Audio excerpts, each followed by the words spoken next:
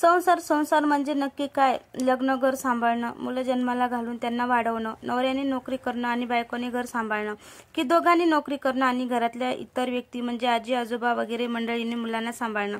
नक्की काय आवश्यकता असते या संसाराला? काय हवं असतं दोघांच्या संसाराला? गडगंज पैसा, टोलेजंग वाडा, डोळे दिपवणारे दागिने नाही. संसाराला हवी असते ती एकमेकांची साथ, एकमेकांवरील अढळ विश्वास आणि कधी न आटणारा एकमेकांच्या प्रेमाचा निर्मळ झरा. अवखळ निर्मळ खळाळत्या झऱ्यासारखी अखंड बडबडीत आणि घरातली शेंडफळ असणारी जाई देसाई. नावाप्रमाणेच अतिशय टवटवीत, सदा हसतमुख, सगळ्यांच्या मदतीला तात्परतेने धावून जाणारी आणि केवळ घरातीलच नव्हे तर ओळखी पाळखीच्या सगळ्यांच्या मैफलीचा प्राण असणारी जाई. सावळा रंग, खांद्यापर्यंत कापलेले केस, थोडीशी चिडकी पण हस्ताक्षणीच गालावर खोलवर गोड खळी पडणारी आणि आयुष्याच्या प्रत्येक क्षण मनमुरादपणे जगला पाहिजे अशी खुशाल चेंडू वृत्ती असणारी जाई सगळ्यांचीच खूप लाडकी होती, विशेषतः बाबांची. घरात शेंडफळ असल्याने काम करायला अजिबात न आवडणारी, परंतु एकदा का काम करायला सुरुवात केली की ते काम मन लावून तडीस नेणारी. कॉलेजच्या शेवटच्या वर्षाला होती जाई. तिच्या मित्रमैत्रिणींचा खूप मोठा ग्रुप होता. त्यात मुलं कमी आणि मुलीच जास्त होत्या, पण हळूहळू त्याही कमी व्हायला लागल्या होत्या. का? अहो काय, लग्न ठरत चालली होती ना सगळ्या मुलींची. कॉलेजचे शेवटचे वर्ष आटोपले की मुलींच्या डोक्यावर मंगल अक्षता टाकून त्यांची रवानगी करण्यात जणू स्पर्धाच लागली होती. त्यामुळे वाहत्या गंगेत हात धुवून घेण्याचे जाईच्या आई वडिलांनी सुद्धा ठरवले. जाईच्या वडिलांच्या म्हणजेच प्रशांतरावांच्या जिवलग मित्रांनी जाईसाठी खूप छान स्थळ आणले होते. जवळच्याच शहरातील मुलगा होता, दिसायला देखणा, कॉर्पोरेटमध्ये नोकरी असलेला आणि स्वभावाने अतिशय मनमिळावू असा कार्तिक देशपांडे. घरी त्यांच्या आई वडील, आजी, धाकटा भाऊ वगैरे मंडळी होती. देशपांडे मंडळी अतिशय धार्मिक आणि सात्विक वृत्तीची होती. त्यामुळे प्रशांतराव आणि ऋतुजाताई म्हणजे जाईच्या आईला देखील हे स्थळ बघावेसे वाटत होते. परंतु जाईला मात्र इतक्यात लग्नच करायचे नव्हते. अहो, नुकतंच तिचं बी.कॉम होत आलं होतं. त्यामुळे तिला पुढं M.Com होऊन नोकरी करण्याची इच्छा होती. पण ग्रॅज्युएट झालेल्या मुलींच्या लग्नाचा ट्रेंडच आला होता ना. मग जाई तरी कशी सुटणार त्या ट्रेंडमधून? मामाच्या गावी दिवाळीच्या सुट्टीत ती गेली असताना हा विषय निघालाच. त्यावर तिची मामी म्हणाली, अगं लगेच कुठे? उद्या तुला मंडपात गौरीवर पूजायला बसवणार आहोत. आता कुठे? पहिलं स्थळ आलं आहे. पसंत नाही पडलं तरी बघता करता 2-1 वर्ष जातील. इथे जाई आणि जर त्यांना मी पसंत पडले किंवा मला तो आवडला तर मामी, मग त्यांना सांगू आपण की मुलींना पुढे शिकू द्या, नोकरी करू द्या म्हणून. पण या उत्तराने समाधान होईल ती जाई कसली? बराच वेळ सगळ्यांसोबत भोवती न भोवती चर्चा झाली तरी सगळ्यांची गाडी मुलगा बघून घ्यायला काय हरकत आहे यावरच अटकली होती. शेवटी बिचारी जाई रडायला लागली. हो, धाय मोकळून नाही, पण हमसून शेवटी तिच्या आजीने तिला जवळ घेऊन समजवण्यास सुरुवात केली. जाई, अगं बाळा, आमच्या वेळी तर फार लहानपणी लग्न होत होती. आमच्या लग्नात तुझे आजोबा होते 18 वर्षांचे तर मी होते 11 वर्षांची. जेमतेम इयत्ता शिकलेली मी. पण तेव्हा आई वडिलांसमोर काढायची मुभा नव्हती आम्हाला. पण त्यावेळेस ना आमच्या आई वडिलांनी हाच विचार करून आम्हाला बोहल्यावर चढवलं की सगळ्या गोष्टी योग्य वेळेत पार पडल्या तर आयुष्य लवकर मार्गी लागतं.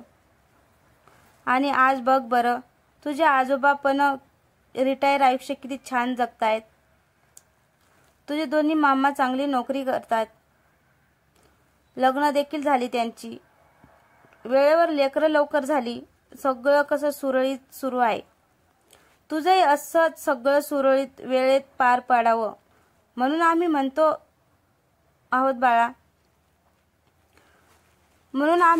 आहोत बाळा.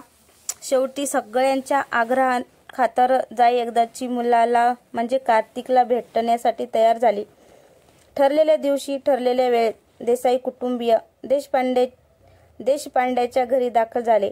घर कसलं? बंगलाच होता तो मोठा. गुलाब, मोगरा, चांदणी, प्राजक्त, जास्वंद यांच्या सुगंधाने दरवळणारं अंगण, तुळशीजवळ रेखाटलेली सुबक रांगोळी पाहता क्षणी जाईला मुलांच्या आधी त्यांचं घरच आवडून गेलं. तिच्या चेहऱ्यावर उमललेलं स्मित बघून आईबाबांच्या मनात कुठेतरी आशेची चिमणी चिव करू लागली. आत येऊन बसल्यानंतर ओळख परिचय जुजबी गप्पा झाल्या आणि मग कार्तिकच्या आईने त्याला बोलवणे धाडले. कार्तिक बाहेर येतोय म्हटल्यावर जाईला ऐन थंडीच्या मोसमात सुद्धा प्रचंड घाम फुटला. आत्तापर्यंत देशपांडे कुटुंबियासोबत लागवी हसून बोलणारी जाई आता मात्र चांगलीच दडपणाखाली आली होती. त्यामुळे तिने भीती आणि संकोचाने जी मान खाली घातली ती पार कार्तिक बाहेर येऊन बसला तरी वर केली नाही. केवळ त्यांच्या वडिलांनी त्यांची ओळख जाईसोबत करून दिली. तेव्हाच काय, ते एक नजर त्यांच्याकडे जाईने पाहिले. दोघांना एकांतात बोलण्यासाठी पाठवल्यानंतर जाईने कार्तिककडे व्यवस्थित पाहिले. कालपर्यंत मुलगा बघायला नाही या गोष्टीवरून अखंड तांडव करणारी जाई आज मात्र कार्तिककडे एकटक बघत होती. एकटक बघतच राहिली. गोरापान आणि अतिशय देखणा असणारा, बोलण्यात नम्रता परंतु तितकाच आत्मविश्वास असणारा, तिच्याबद्दल चौकशी करताना अतिशय आत्मीयतेने बोलणारा कार्तिक जाईला चक्क आवडला. आणि आपली जाई देखील देशपांडे कुटुंबाला पहिल्याच भेटीत पसंत पडली. सगळ्यांच्या पसंतीनुसार जाई आणि कार्तिकचे शुभमंगल एकदाचे ठरले. फक्त जाईची कॉलेजच्या शेवटच्या वर्षांची परीक्षा एकदा पार पाडली की मग दोघांच्या लग्नाचा बार उडून देऊ असे सर्वानुमते ठरले. देसाई मंडळी तर प्रचंड खुश होती. इतका संस्कारी, यशस्वी, तरीही पाय जमिनीवर ठेवून असणारा मुलगा त्यांचा जावाई म्हणून मिळणार होता. म्हणून सगळ्यांना जाईच्या भाग्याचे खूप कौतुक वाटले. तर दुसरीकडे माणसांची आवड असलेली, सदा हसतमुख आणि जिच्या चेहऱ्याकडे पाहताच प्रसन्नतेची गारेगार झुळूक सर्वांगार लहरून जावी अशी जाई सून म्हणून घरात येणार म्हणून देशपांडे कुटुंबीय सुद्धा हरखून गेले.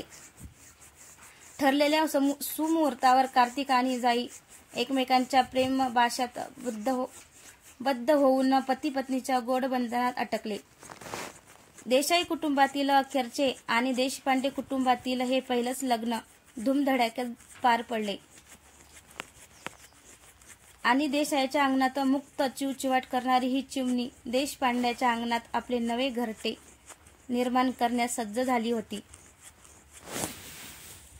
जाई अखंड बडबडीत होती तर सोज्वळ असा कार्तिक थोडासा मितभाषी होता.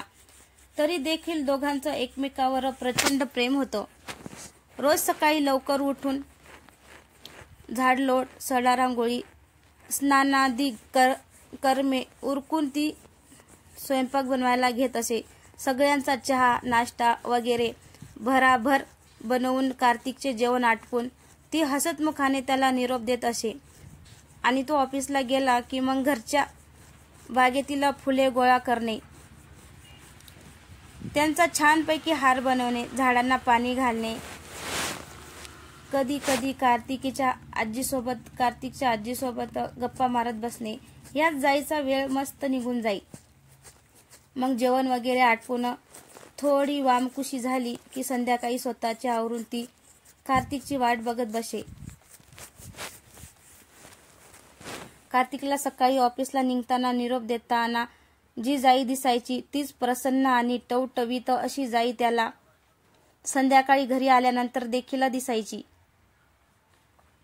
त्यामुळे हसतमुखाने केवळ नवऱ्याचेच नव्हे तर आल्या गेल्या प्रत्येकांचे स्वागत करणाऱ्या आपल्या या प्रेमळ जाईवर कार्तिक खूप खुश होता.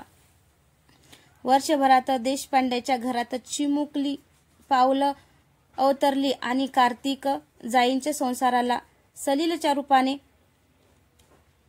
पूर्णत्व लाभले. कार्तिकच्या भावानंतर म्हणजेच कौशल्यनंतर तब्बल 26 वर्षांनी घराण्यात आलेला आईचा सावळा रंग आणि बाबांची चेहरेपट्टी घेऊन जन्माला आलेला सलील सगळ्यांचाच अतिशय लाडका होता. संपूर्ण घर त्यांच्या बाललीलामध्ये बोबड्या बोलांमध्ये रंगून जायचे. सगळ्या बाजूंनी समृद्धी घरात आली आहे म्हटलं तरी आयुष्यातील सगळेच दिवस सारखे असतात होय. सुख सरीच्या अखंड बरसातीनंतर कधी ना कधी प्रखर उष्णतेचा झोत सहन करत पुढे चालत राहावेच लागते. आनंदाच्या शीतल लहरी झेलून झाल्या की परीक्षेचा वर्षाव सोसत त्याला तोंड देत संसाराची नौका हाकत राहावीच लागते. सलील आता 5 वर्षांचा झाला होता. सगळे काही सुरळीत सुरू असताना कोरोना आला आणि सगळ्यांच्या आयुष्यांच्या रुळावर सुसाट धावणाऱ्या गाड्यांना खरखचून ब्रेक लागावा तसेच झाले. ऑफिसमध्ये जाऊन मान मोडेपर्यंत काम करणारी सगळे चाकरमानी मंडळी आता घरातून ऑफिसचा गाडा हाकू लागली. ऑफिसमध्ये तरी एक वेळ काम करण्याला मर्यादा होता, परंतु घरी तर जेव्हा बॉसला वाटेल तेव्हा कर्मचाऱ्यांना ऑनलाईन यायला भाग पाडत असे. कालपर्यंत मिळणारा पूर्ण पगार आता अर्ध्यावर आला होता. त्यामुळे बरंच काटकसर करावी लागत होती. परंतु अशा परिस्थितीत देखील जाई आणि कार्तिक अतिशय आनंदाने संसार करत होते. अशातच सलीलचा वाढदिवस आला. वाढदिवस असून देखील घरी मात्र कुणालाही बोलवण्याची मुभा नव्हती. त्यामुळे कार्तिकनं सगळ्यासाठी एक गुगल मीटिंग आयोजित केली. आजपर्यंत वाढदिवसानिमित्त आपल्या घरी जमलेल्या काका मावश्या आत्या यांचा गोतावळा बघायची सवय असलेल्या सलीलला एक सुरात हॅपी बर्थडे टू यू म्हणणाऱ्या सगळे काका काकू मावश्या आत्या ताई दादा यांना लॅपटॉपवर बघून सुद्धा खूप गंमत वाटली होती. परंतु नियतीला कार्तिक जाईच्या संसारातील हा सुख सोहळा बहुधा बघवला गेला नसावा. कारण वाढदिवसाच्या दुसऱ्याच दिवशी कार्तिकला मेल आला. तो त्याला कंपनीतून टर्मिनेट अर्थात कमी केल्याचा. कोविडमुळे कंपनीचं प्रोडक्ट विक्री नफा सगळ्याच गोष्टी शून्यावर आल्या होत्या. त्यामुळे कंपनीने काही कर्मचाऱ्यांना कामावरून कमी करण्याचा निर्णय घेतला आणि कार्तिकच्या दुर्दैवाने त्यांची वर्णी कपात केलेल्या लोकांमध्ये लागली होती.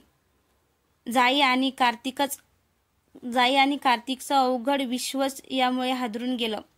देशपांडे आणि देसाई कुटुंबासाठी देखील हा खूप मोठा धक्का होता की एवढा हुशार मेहनती महत्वाकांक्षी आणि आभाळ एवढी मोठी स्वप्न असणारा कार्तिक आज केवळ एक सुशिक्षित बेरोजगार बनून राहिला होता.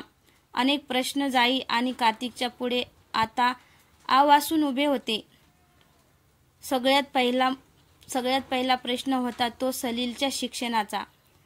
सलीलला खूप शिकवून त्यांच्या पायावर भक्कम उभं करायची स्वप्न तर एक आई बाप म्हणून जाई कार्तिकवर होतीच, परंतु त्याला एक यशस्वी आणि जबाबदारी नागरिक बनवायची देखील जबाबदारी त्यांच्यावर होती. परंतु आता उत्पन्नाने साधन दुरावले म्हटल्यानंतर काय करणार होते कार्तिक आणि जाई?